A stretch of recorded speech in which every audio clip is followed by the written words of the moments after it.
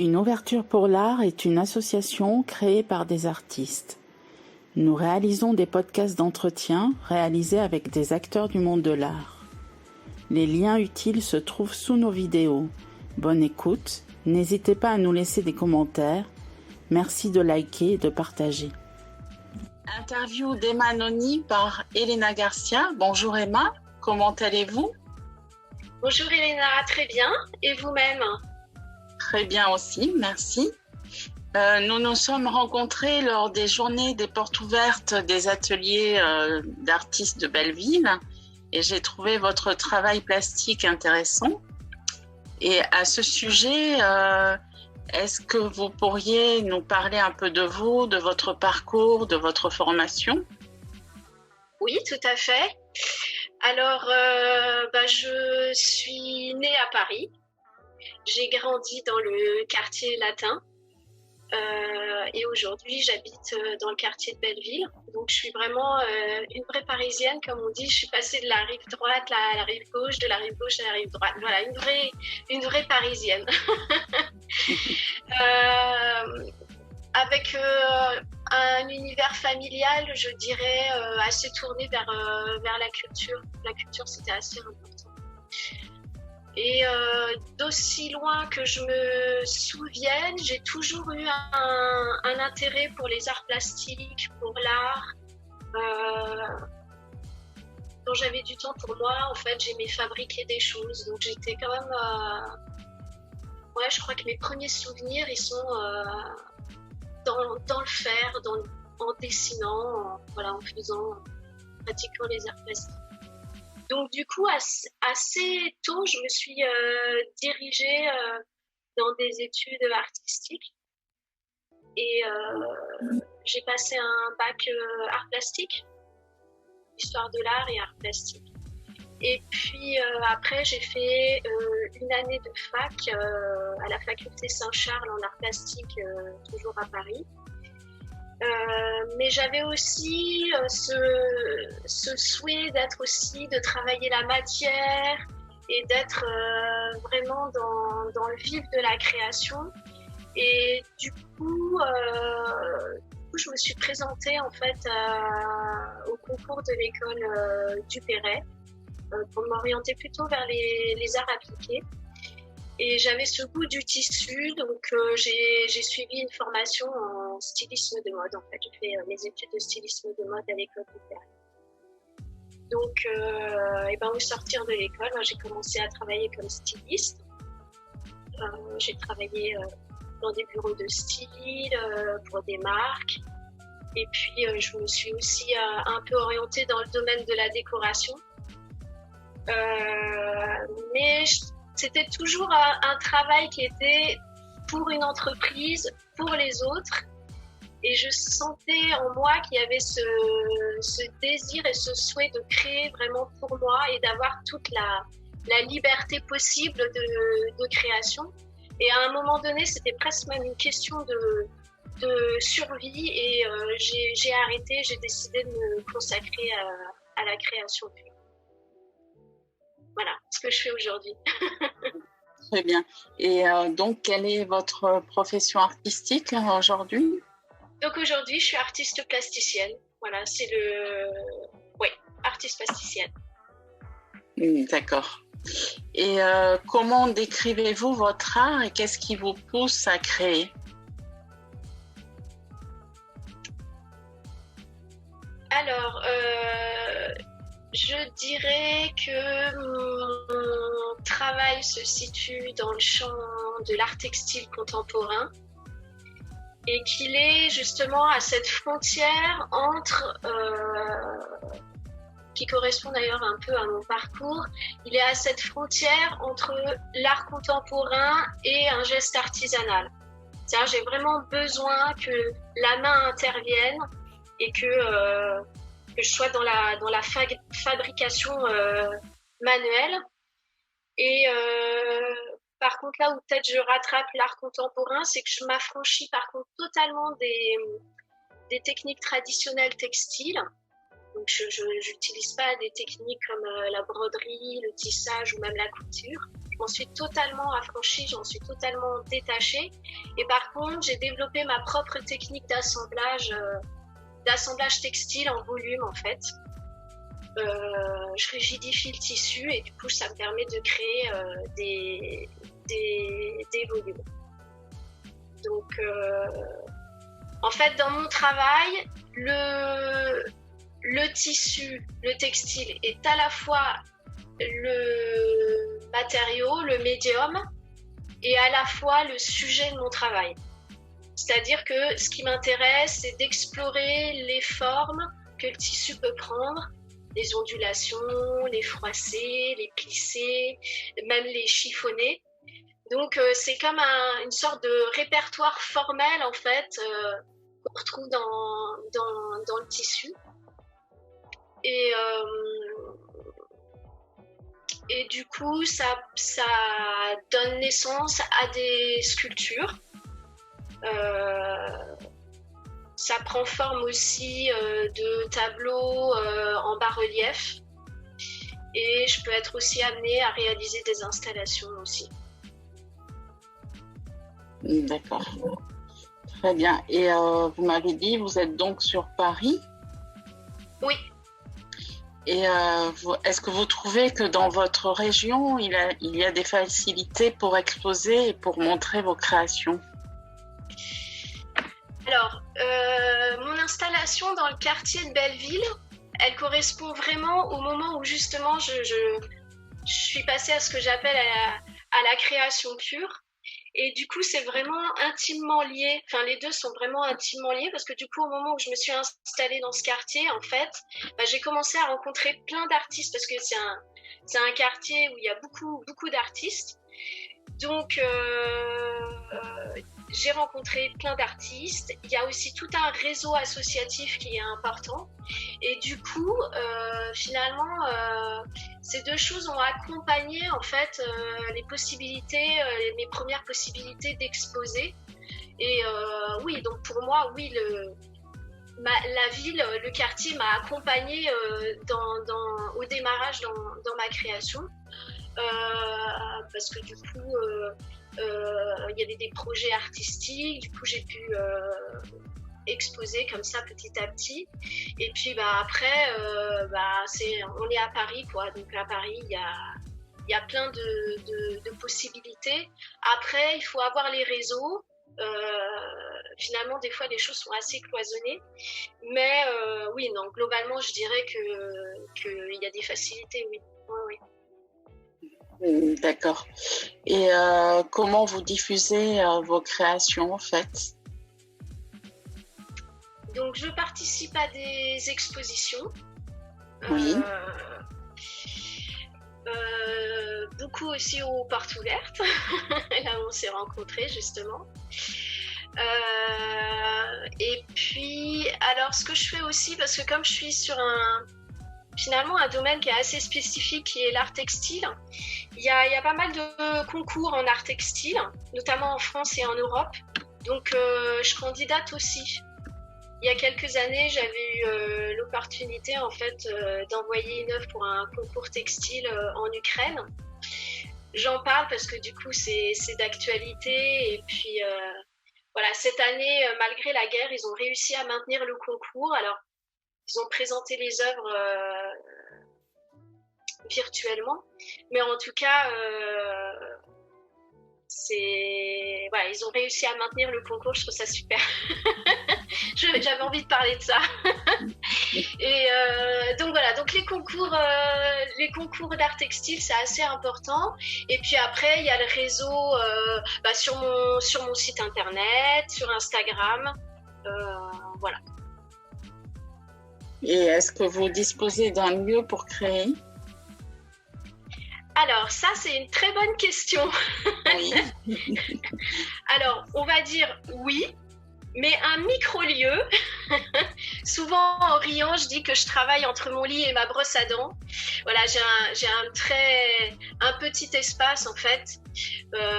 C'est un peu le problème à Paris, c'est que je pense qu'en région, les artistes ont moins ce problème-là, mais en tout cas, à Paris, les espaces sont restreints. Donc, j'ai vraiment un espace dédié, mais il est vraiment très réduit. Voilà. Et j'ai ma cave, par exemple, qui est remplie de mes œuvres, du sol au plafond. Donc voilà, heureusement j'ai une cave pour entreposer mes œuvres. Et donc, vous nous en avez un peu parlé, vous vous appuyez sur donc, un réseau plutôt local et national et international aussi. Oui, je suis quand même sur un réseau local avec mon quartier, avec donc tout un réseau d'artistes, amis avec qui on échange beaucoup. Je fais partie aussi donc, de l'association des ateliers d'artistes de Belleville qui monte des projets artistiques. Et puis après, je suis aussi membre des ateliers d'art de France. Donc là, on est sur un réseau national qui, lui, est plus axé métier d'art. Enfin, je dis national, mais c'est aussi très ouvert à l'international parce qu'ils organisent des salons quand même assez importants qui ont une grande visibilité. Vous avez un engagement dans une association? Ah oui, alors... effectivement, donc l'association des ateliers d'artistes de Belleville. Donc ça fait 6 ans que je suis membre du conseil d'administration de l'association. Et cette année, j'étais coprésidente. Voilà, je vais peut-être passer la main là parce que c'est beaucoup d'investissement justement. C'est une association qui a plus de 30 ans, qui est née en fait du souhait des artistes de sauvegarder leurs ateliers. À un moment donné, à Belleville, en fait, il y avait tout un projet immobilier qui devait raser en fait les ateliers. Donc, les artistes se sont mobilisés, se sont constitués en association. Et puis, pour se rendre visibles, ils ont donc décidé d'organiser ces portes ouvertes où les artistes ouvrent leurs ateliers pour montrer que les artistes sont présents, font partie de la vie et qu'ils ont leur rôle à jouer dans la cité.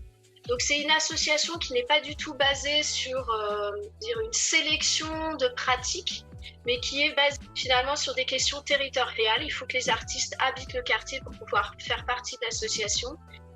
Voilà, oui, c'est une association, je dirais, territoriale et qui défend la place de l'artiste dans la cité. Voilà, et qui donc apporte dans l'Est parisien une vie culturelle qui est peut-être un peu moins présente que dans d'autres quartiers de Paris. Je suis moins engagée, mais disons que je suis membre de syndicats. Par exemple, je suis membre du CAP, qui est le comité d'artistes et auteurs pluridisciplinaires. Et puis pareil, des ateliers d'art de France, qui est en fait aussi un syndicat. Par rapport aux ateliers de Belleville, ça a quand même pris de l'envergure, parce que cette année, je crois qu'il y avait 150 artistes, c'est ça? Alors cette année, on était 150 artistes répartis sur 90 ateliers, parce qu'effectivement, il y a cette problématique. On parlait justement d'avoir un espace dédié à la création. Aujourd'hui, les prix Limon-Bélier sont tellement importants qu'en fait, on a de moins en moins d'artistes qui ont d'ateliers. À l'occasion des portes ouvertes, on cherche des lieux où on peut exposer à plusieurs ou des lieux culturels du quartier qui peuvent nous accueillir. Quel est votre regard sur l'art contemporain? Je dirais tout d'abord que je trouve qu'il y a une richesse et une diversité de pratiques, de regards, de médiums que je trouve assez enthousiasmante. Que ça soit à Paris ou en région.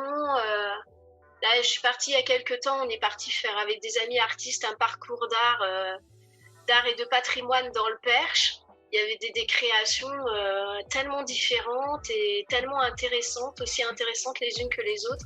Ça, je trouve c'est incroyable. Cette diversité est incroyable.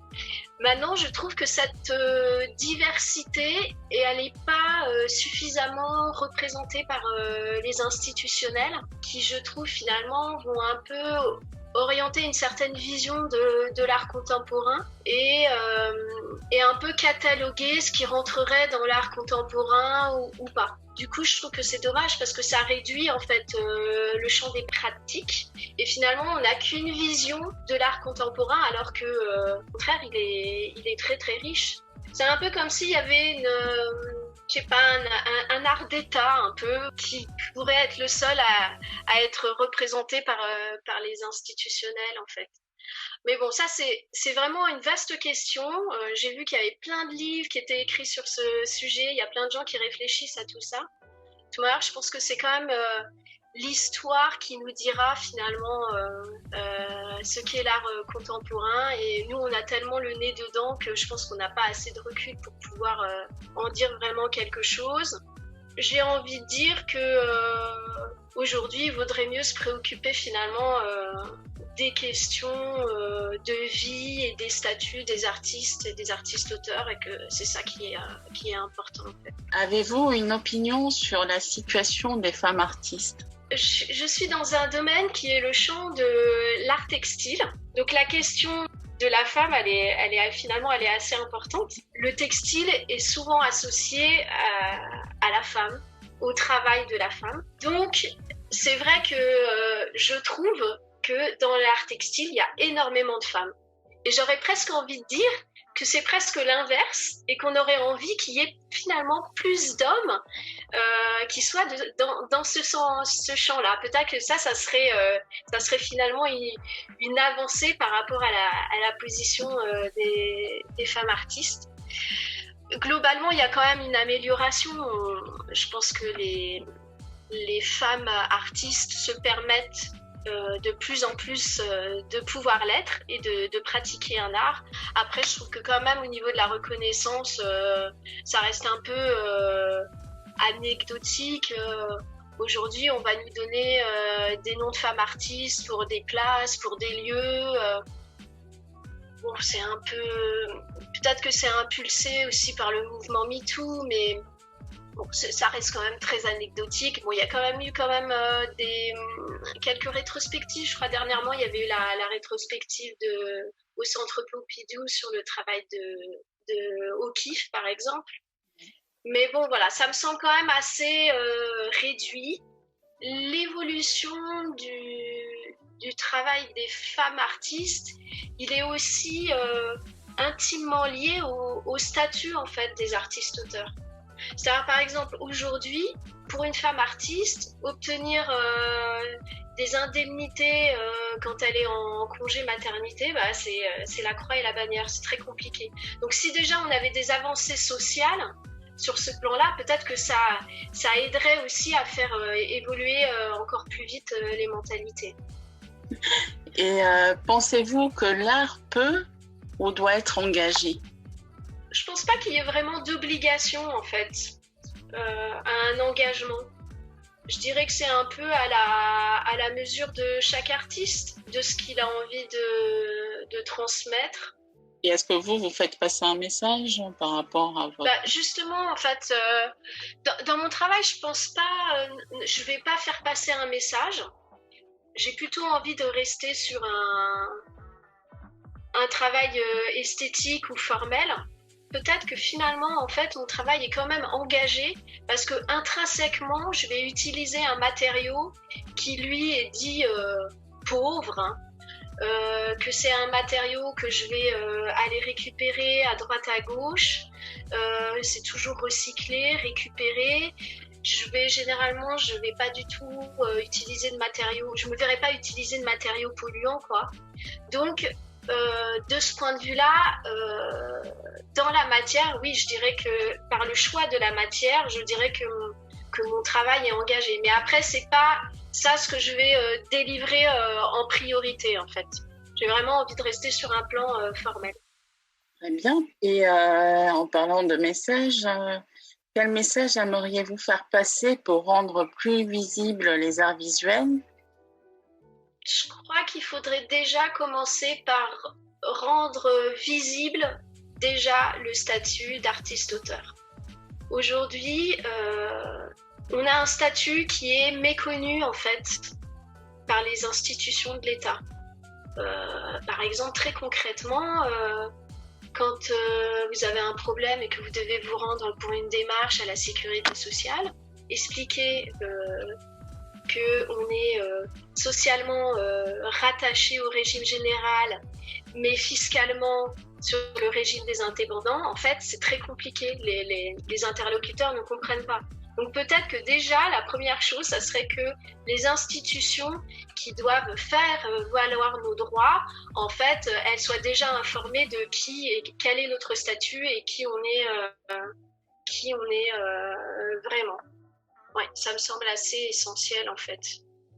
Après, oui, pour moi, c'est vraiment... il faudrait faire un travail sur le statut des artistes-auteurs, peut-être remettre à l'étude le rapport Racine, qui est un petit peu passé aux oubliettes, enfin en tout cas il n'y a que quelques mesurettes qui ont été récupérées. Il faudrait aussi que socialement les artistes soient beaucoup plus soutenus, peut-être imaginer, je sais pas, à l'image de l'intermittence. Alors évidemment ça serait à structurer différemment, mais qu'on ait peut-être, je sais pas, un revenu minimum qui permette aux artistes un peu quand même de survivre, comme certains intermittents de l'art du spectacle, par exemple.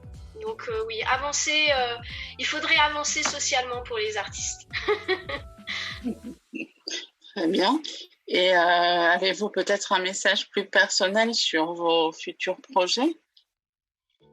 Alors là, je sors de deux expositions, donc j'ai besoin un peu de reprendre un peu ma respiration, parce que la question du temps, je pense qu'elle est importante pour les artistes. On n'est peut-être pas forcément tout le temps productif. Et on a besoin de ces temps qui peut-être ne le paraissent pas, mais en fait sont finalement assez riches. Donc là, je me sens en fait dans cette période-là, en fait.